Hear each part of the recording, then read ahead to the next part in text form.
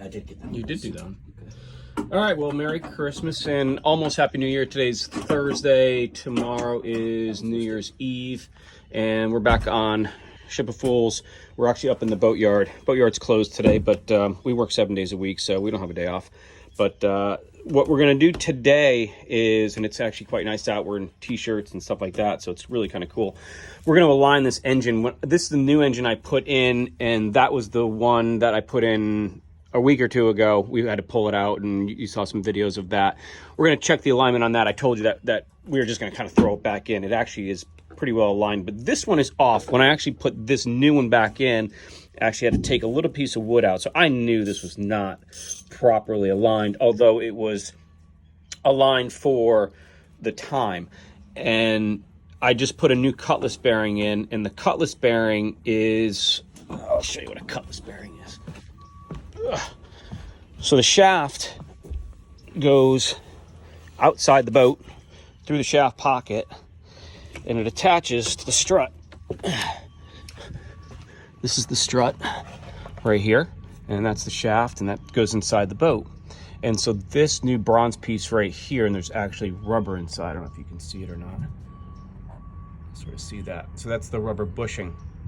And so this is a wear surface in here. But this, if you ever pull your boat out of the water and you take your prop and push it up and down and side to side, it really shouldn't have that much play in it. This had a lot of play in it. And when I took the cutlass bearing out, it was really worn on this side. So that's an indication that it's tilted in this direction, which is a good indication that the motor's in that direction, which is where it was. So I've disconnected the coupling, new cutlass bearing. I can barely move this thing now. But once we disconnected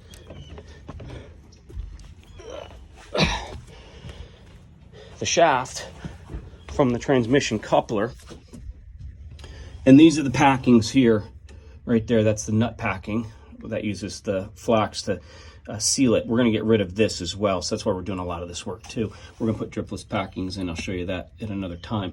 But we've disconnected the coupling. You can see straight up and down how far off that coupling is compared to the transmission. And so that's what creates vibration on a boat. It's also going to create a lot of wear inside the transmission. So we're going to loosen up all the bolts on all 4 motor mounts, and we're going to move the whole engine over in that direction and then realign it top to bottom. So it's got to be top to bottom and left to right. And we're going to use a feeler gauge all the way around to make sure that those 2 plates mesh up nice together, because right now they're off. So that's what we're going to do, and hopefully we're ready. We'll see if we can't use a pry bar to start shimmying this engine over. We'll see what happens. All right, so we've got it joined up, and you can see the difference. Maybe you can, maybe you can't. I don't know. Go this way with it. Between my finger. That joint and that joint. It's tough to see because of the transmission's in the way. But I moved the back end over to accommodate the flange here, and now this is close, but that's separated. So what does that mean? It means that the forward half of the engine, that part needs to go inboard a little bit to close up the gap that's on that side right there, and then that should meet up with that, and then I should be pretty close. Usually we use a feeler gauge, and I will once I get closer, but this is so far out of whack that, I mean, I can visually see how bad this is. So I think we almost got the front motor mounts loosened up on both of them, and we'll move it over. And you can see I just did the other one here. Show you the same thing. You can see how far apart that it is. See the difference between the right side and the left side? So again, this side's almost touching, big gap over in there, and that's going to create a vibration. So again, what we're going to have to do is move the whole front of the motor outboard. So that's got to go outboard, or inboard, that's got to go outboard, and hopefully these 2 shafts will get lined up. Again, we're going to do dripless packings, so we got to undo again, remember that's your packing right there, and undo the gland here, and that's your shaft. That's what prevents water from coming in the boat. But the packing right there, you always want a drip. That's why they call them dripless packings. This is a drip packing, and so you'll see a drip every once in a while coming through there. That's what lubricates the shaft and keeps it cool. So I think we're almost done. So we'll move that one back, and then this one here, and see if we can't get them closer. Okay, so we've undone everything. We're back over working on this one. This one, we've still got to get one of the motor mounts undone. So you can see how much we've actually had to move this one over. You can see where my fresh paint is and where it's not. So we sent the whole engine in this direction, and we were binding up on the motor mounts themselves, where they hold in. So we undid that one and the one on the other side right there. So that's loose. So the entire engine was allowed to move over in that direction. So now we're close enough where we started to use our feeler gauge, and so we've put our feeler gauge in between. We've married up the shaft here, married up the shaft there. What am I looking at? Right there. And so Matt, tell us what we got.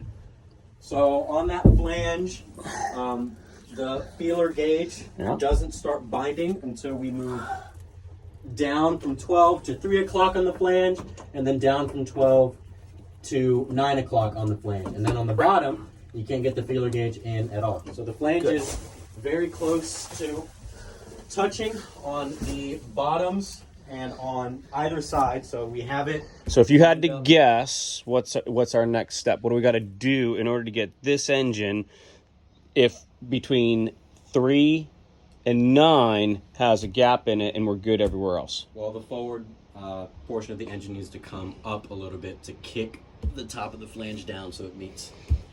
Correct. And in doing so, we're going to close the gap on the top of the flange, and we're going to open the gap on the bottom, splitting the difference, and then the motor and the shaft will be in alignment. So what we're going to do now is we're going to sock down all of our motor mounts because they're in the right position, and we've got to loosen up the bolt there and the bolt on the other side, and there's a set nut on the bottom, and we're going to screw that up a little bit and just very slowly raise the engine, and then that will keep this, or make this entire motor in line, and then we'll finish the other one. So that's the long and the short, how you basically align an engine. It's really not rocket science, but you got to think of the geometry of where it is and setting your shaft in a proper spot here.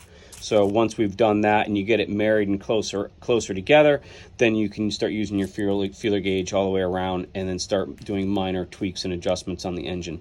And that will stop a lot of the vibration. It will stop problems with, if I kept these packings, they drip a lot if they're out of alignment, because every time the shaft spins around, you're creating a gap inside the packing, and that's what allows water to drip down. And so you'll never get it tight, and you'll just keep tightening that packing until you basically have shredded up your packing. You got to do it all over again. So that's what we're going to do. We're going to get all this tightened down and just do one final little, probably half turn with the motor mounts up, and then we should be good, and we'll finish that one over there.